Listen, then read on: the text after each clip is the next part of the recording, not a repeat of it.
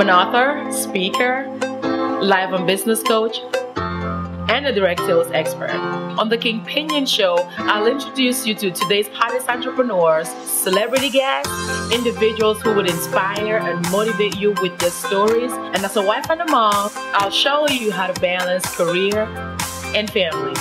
My name is King Pinyin, and I'm here to equip, encourage, and empower lives. Welcome back to the show. Our guest for today is an entrepreneur, a community leader, and a former NBA player. He's very well known in the community, and he's doing some phenomenal things. Welcome to the show, Jerrod. Thank you so much, King. Pleasure to be here. How are you? I'm doing wonderful today. You have an amazing office. I like it. All the trophies on the walls and things like that. Yeah, it does get complicated, but one thing it does is get the kids' attention when they come in the office. So why don't you tell our audience a little bit about you? Well, I am a former NBA player. I'm a community advocate, and I am the executive director of the Take Charge Juvenile Diversion Program based in Forestville, Maryland. What is that? What is the Take Charge program? Well, we're a nonprofit that specializes in juvenile prevention. We make sure that young people who get in trouble, they have a safe haven, that we get them back on the right track. And our objective is to make young people resistant to commit negative behaviors. Wow. How long have you had it? This is our 23rd year, and this is my 12th year working full-time here. My father started the program in 1990. I came in as a working part-time, and 12 years ago I came in and been working full-time since then. Okay, so can you tell us a little bit about your road to the NBA? Yeah, it's not a problem. Well, I started playing basketball at 13, so from today's standards, that's a little bit late. Started playing, and what I did do is I played every single day. Wow. Rain, snow, sleet, whatever, every single day from the time I was 13 to 17. If you can dedicate yourself to anything that long and put that much work in it, then you're bound to find success. And so I put a lot of work in. Did you start playing here in Maryland? Yes. Really? Yeah, where? Sure did. Grew up in Greenbelt, Maryland. Really? Yeah, right oh, I'm very familiar with that area. That's right, yeah. I actually grew up right around White Oak. Well, I don't want to say grow up because I grew up in Africa. But when I came out here, I landed somewhere around the Silver Spring area, and Greenbelt was it was a popular spot for Africans because we played soccer around the, I forget the road. It's right behind the mall. Do you know what that is? 193, which is Greenbelt 193. Road. Greenbelt Road, Yep. yes. I think they still, no. They actually turned it into a community something. It used to be a soccer field, but they built some building there. I'm not sure what it is. Okay. But anyway, so tell us about your NBA draft and what it felt like to be selected. Well, I guess as any kid's dream is to make it, to the NBA, and that was my ultimate dream, is to one day play in the NBA. How did you feel like? I was excited. I was happy. I think my family was pleased. Everybody was at the house and was excited. They jumped around and were, just so happy that I finally made it. Being the first person in your family to reach that pinnacle of success, it means a lot to everybody. And I really come from a small town in a place called Whiteville, North Carolina. And so my parents are from that town as well. And so not many people, have attained something to that level. And so for me to be in the NBA, it meant a lot for us. And you were first drafted by the Knicks? Yep, New York Knicks. And how long did you play for them? Played in New York for 1 year. And then? Then I was traded to the Phoenix Suns, and I played there for 3 years. And what happened after that? After I left the Suns, I ended up going to Europe, and I played in Europe for about 6 years off and on. I had in my mind, when I'm 30 years old, I wanted to stop playing. And actually, the day before my birthday, I went to the team and said, hey, I'm going to go home and do something different. And so I walked away and never looked back. Right. And I know back then there was a lot of talk about, you're very aware of it, about a situation with your girlfriend. She was pregnant and she got murdered, and all the fingers were pointing at your cousin and then back to you. Did that have something to do with you walking away? No, but I think at the time, a lot of stories got out and were distorted. Was never my girlfriend. Really? Wasn't my girlfriend. Really? And everything else was just pure speculation. It was a friend of mine. It was a friend of, I guess, all of my friends, we had a common friend who was murdered, and they were implicating me in some sort, being involved in it. I think that anytime you have a member of a basketball NBA team, and I wasn't a big contributor, my fourth unit league, for various reasons. Anytime you have that, then there's some damage. No one wants to deal with that kind of damage. It's a PR nightmare. I understood that. I went to the team and I asked the team, could they release me? I wanted to do something different. And so I knew that if I was released, the chances were I would not play again, at least for a while, in the NBA. And I was prepared for it. I accepted that and I went on. And what did you have to do to accept that? Because with many people, every time that there's a roadblock on their way, especially on the path to their dreams, they become extremely disappointed, extremely frustrated. They tend to give up on themselves and on the dream and just, pretty much close shop, if I may call it that way. How is it that you were able to deal with that? I guess the main thing is being resilient.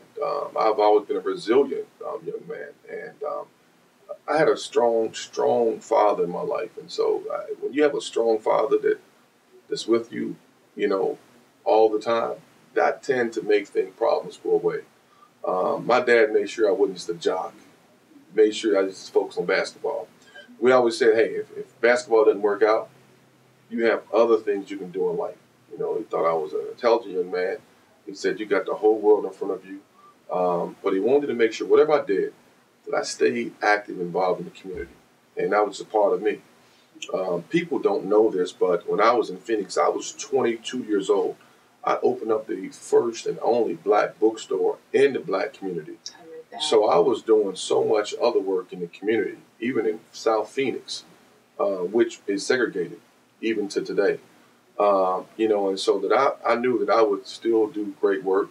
I could still be a role model. I could still do all the things that an NBA player could do. And we all know the NBA players' playing life is very short. So I knew that going in. Went over to Europe for a while, and I played.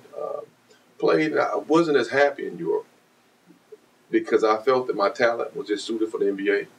And the one regret that I do have is that I did not reach my potential, I think, as a basketball player. That is probably the one regret that I do have. Okay. Well, stay with us. We'll be right back with Mr. Jerrod Mustaf.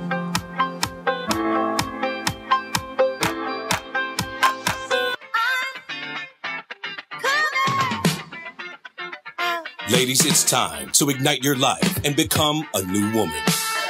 On the King Pinyin Show. Get the tools to help fight for your breakthrough, mind, body, and soul.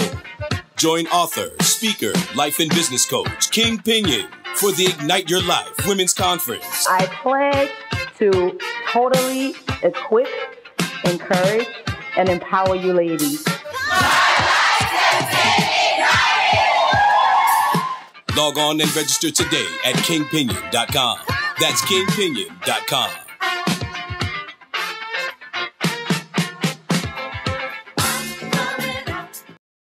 The world can be compared to a jungle. There's always something new around the next bend or some unexpected surprise getting ready to fall on you from a tree. The rules change often and fast. There is an urgency to stay one step ahead. Concrete Jungle will help you to avoid the obstacles and jungle predators. Learn how to trust your instincts, think outside of the box, and become an achiever from celebrity authors King Pinyin, Bob Proctor, Steve Rizzo, and Mark Leader. Concrete Jungle will inspire, motivate, and give you the tools you need to conquer the world. Grab your copy today from kingpinyin.com. That's kingpinyin.com.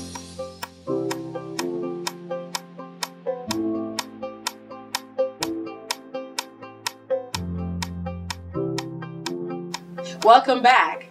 Our guest for today again is Mr. Jerrod Mustaf. He's an entrepreneur, a community leader, and a former NBA basketball player. Jerrod, can you tell me a little bit about what it felt like just before you made the decision to leave the NBA and go play in Europe, and what your experiences in Europe were like? I thought at that moment I was prepared to go to Europe and play. I'm looking forward to the experience, to become a worldly. But I always felt that my skill set was better suited to play in the NBA. Playing in Europe, it was great, but at the same time, I missed the NBA. I missed playing with people who I felt that I was on the same level with talent-wise. And so that was always disappointment, and particularly my family as well. Family put so much emphasis and time to make sure I played high school and college and NBA for 4 years, and then that was the last time they seen me play basketball professionally. And so that was kind of heartbreaking.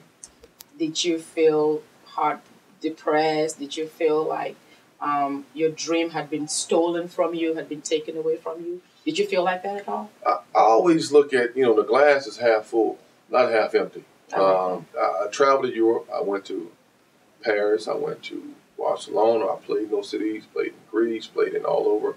I was able to learn from each country I was in, traveled extensively while I was there. Saw the world. I embraced it. It's a challenge. Won a championship. Actually, I won 2 championships. And so I was pleased with that. So I just made the most of it. Okay. Did you ever figure out why they tied Miss Althea's death with you?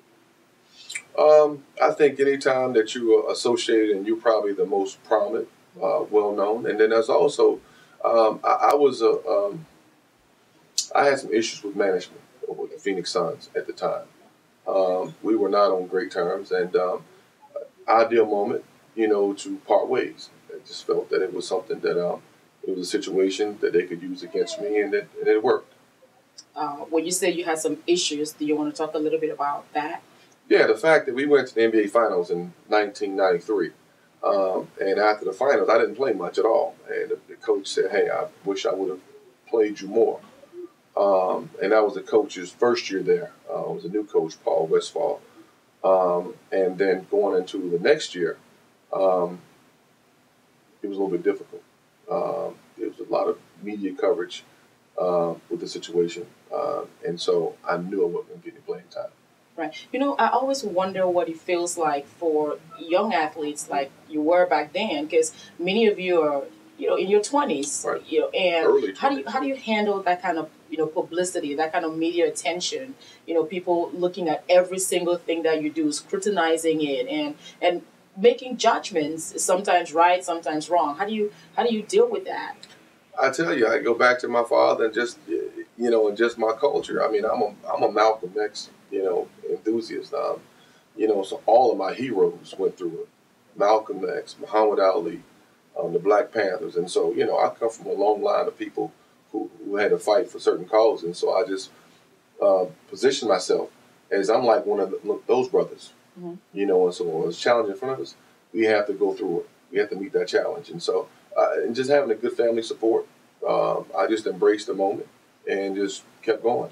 As I hear you speak, I see that your dad had so much of an impact on you. Is it true that he wanted you to be an NBA player and also a leader in politics? He thought politics would probably be one, and he thought that just being a community leader would also be something I could do. NBA, because of my size, I mean, when I was talking to you earlier, I was talking about I just thought that I would play in NBA one day. Yeah.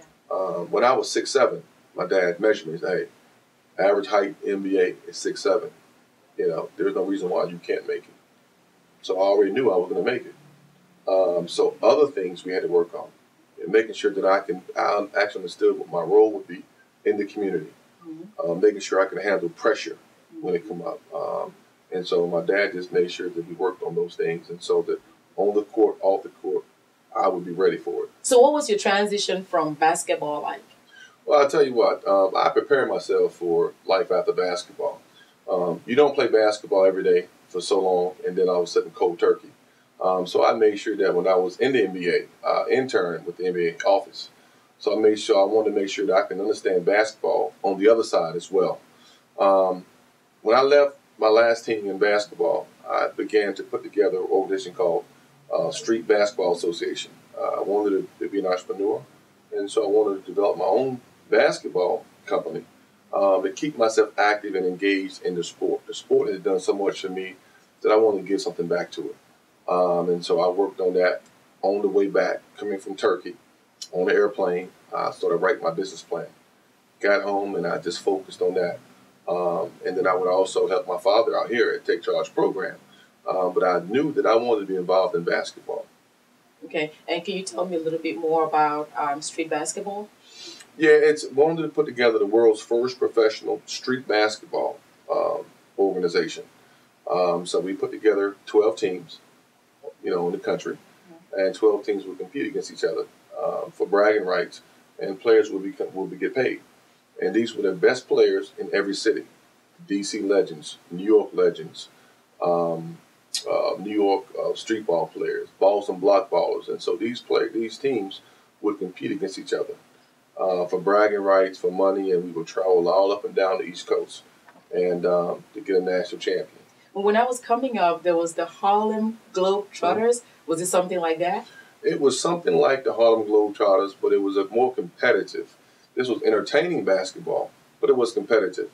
So if you can find the best basketball players in the world who aren't in the NBA, who play on our teams. So I could have played on your team? If you got game, you could.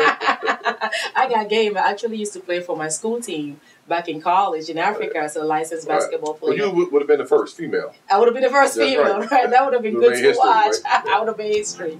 Well, when we come back, I want to ask you about all that you do for the community with the Take Charge program. So stay with us. We'll be right back.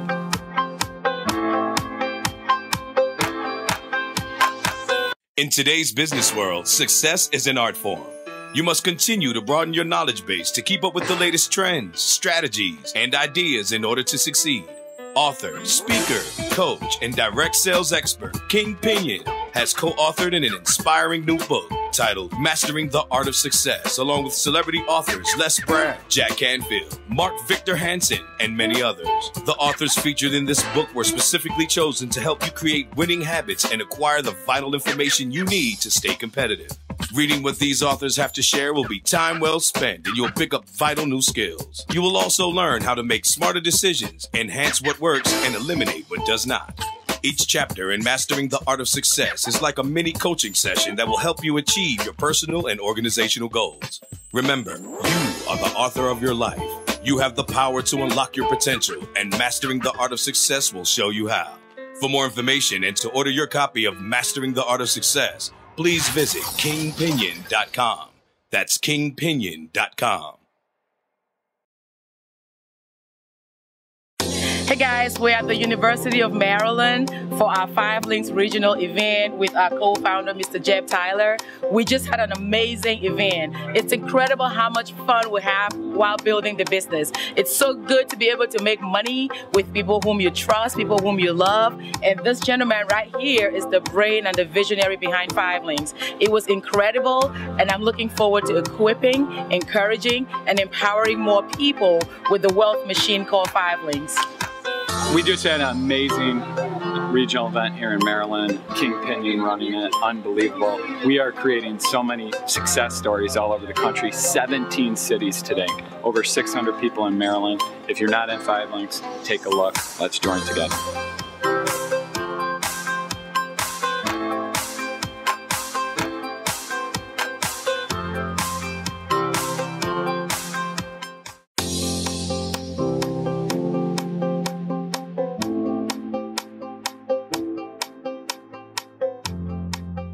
Welcome back to the show. Again, our guest is entrepreneur, community leader, and former NBA basketball player, Mr. Jerrod Mustaf. Jerrod, can you tell us a little bit about what you do for the community? Yeah, I'm executive director of Take Charge Juvenile Diversion Program. We probably see about 500 youth and families a year. We make sure that they don't get detained. Our job is to make sure that kids go through the court system. They're diverted to our program. They go through a 16-week session where we give them tools to use, tools and resources for the young people and their families, so that we can keep them out of the system and make sure they're productive young people in our society. Is there any age limit? Well, our primary target age is between 12 and 18, but we also serve kids who are, or young adults who are 18 to 23, and we're beginning to see people who are younger, kids from 8 years on up. Really? Yes. Now, in all that you've seen, what do you suppose is the cause or causes behind the juvenile behavior? Oh, I'm getting in trouble now. I think everything stems to the images on the television, internet, videos, the music, lack of strong role models, lack of two parents in the household. I think all these things are causes. We tend to let things slide by now. I'm from old school. Grew up in the South. My parents from the South. We made sure we had values, respect. Kids don't respect themselves, they don't respect their family, nor their culture. And so there's a big disconnect, which causes them to start doing things, adopting other behaviors, and cause them to get in trouble. Right, absolutely. And you say you're from the South. I'm Yes. from Africa, Right. and it's a whole different world out there. And I came here, and it was a culture shock for me as to what kids were allowed, to do Right. here. And sometimes I'm alarmed at what I let my son get away with, things that my mom would never have let me get away with. Now, what do you typically do in your 16 weeks program? First thing, we have the parents and the young kid come to our program. They have to dress, shirt and tie, slacks, belt on their slacks. Girls also have to be dressed up. They have a certain image when they walk in the door. There are book requirements. They do oral reports. They do written reports. Their parents have to also be involved. And we go through a 16-week session, and our curriculum focuses on male-female relationships, family structure, dynamics. One of the things that we talk about is the fact that in our community, so many families have mother, aunt, sister, grandmother, no grandfather, Yes. no father in the home. And so we call it an unbalanced household, an unbalanced family tree. So we talk to them about how it affects the young man and young woman who's growing up in our household. Maybe things they don't even recognize, how it affects them later, how they deal with men, authority. If young men don't have authority in the household, and when they get used to authority, it's too late. So we deal with all these things. There's drug use and abuse. There's vehicle theft that we talk about. We talk about strong character. We talk about strong leadership, and we give kids those tools. We also give the parents parenting skills so they can become better parents. Things that you're not taught in school, not taught in the book. We sit down and we go through it. And we go through it for 2 hours, a week. And the end result has always been good. Parents are very pleased when they finish the program because they can see a good outcome from their son or daughter. And how are the kids readapting into the society after your program? Well, when we look at an audit, if 9 out of 10 of the kids go through our program, they don't go back into the system. And things that we focus on is making sure the kids do not go back into the system. Most of our kids have had some kind of offense, so they've had police contact. And so instead of being sent to detention or lockup, they come to our program. We make sure that's the last time they'll have police contact if they're a juvenile. And so our success has been very, very good, and we're real proud of that. Now, is the camp ongoing, or is it in particular times, like summer? Is it an ongoing camp? Oh, it's throughout the year. The program is throughout the year. So we'll serve kids and families throughout June, July, August, and then we'll have additional programs. We do basketball, life skills also, in the summertime, and we're going to do a health and hoops program to talk about how you can eat healthy and doing things like that to take care of yourself, and not just for the kids, but also for the parents who prepare food, for the family. Right. So yeah, we have numerous programs that we use, and they go out throughout the year. And will that be for the same kids, or would that be open to the entire family? Our programs are different, but most of them will be from Prince George's County. We have some in Washington, D.C., and we're going to do some in Montgomery County as well. But the majority of them, because we are headquartered in Prince George's County, the majority of our programs serve this particular area. And how do people get to participate in your program? Is it on a volunteer basis, or? Well, there's a few things. One is referral. The juvenile court can refer kids and families to our program. Department of Juvenile Services can. The public school systems can. Department of Social Services can. And parents can just need help, but just say, hey, I need help. Contact us. They can call us, email us, and then we'll bring them in. But what about the instructors? Do they volunteer or are they paid staff? Yeah, our staff is paid, but we look for volunteers too.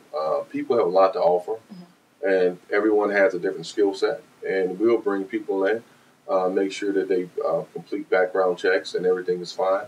Then we'll have volunteers come in and support our programs. Okay, and I know there's so many kids out there who are aspiring to get into the MBA. Right. Do you have any word of advice for them? Yeah, my advice for anyone who wants to reach the goals is to have your priorities in order. I always say God first, family second, education third. And if you want basketball to be your next, you make sure nothing gets in the way of those things. You go home, you write those things out on a list, and you put that on your mirror, in your bathroom, or your bedroom. Every day you look at it, God, family, education, basketball. And nothing gets in the way of those things. Right. And you continue to focus, and you work hard, and good results will come. Wow, this has been an incredible interview. So how do people contact you? Because I'm sure there are many parents out there who would like to get in touch with you. Right. So how would they get in touch with you if they wanted to? Well, you can reach the Take Charge program at 301-420-7395, or you can catch us on the internet, www.takechargeprogram.org. This has been a very, very informative interview, and I want to thank you so much for your time, and you're very kind to have me, and I want you to know that I appreciate it. Not just you, I appreciate all that you and your team does for the community. So I want to encourage you and thank you so much for having us over. No, thank you so much. I just enjoyed talking to you. I love your questions, and I look forward to talking to you again. Thank you very much. I hope you've had a good time with us. See you next week. My name is King Pinyin, and I'm here to equip, encourage, and empower lives.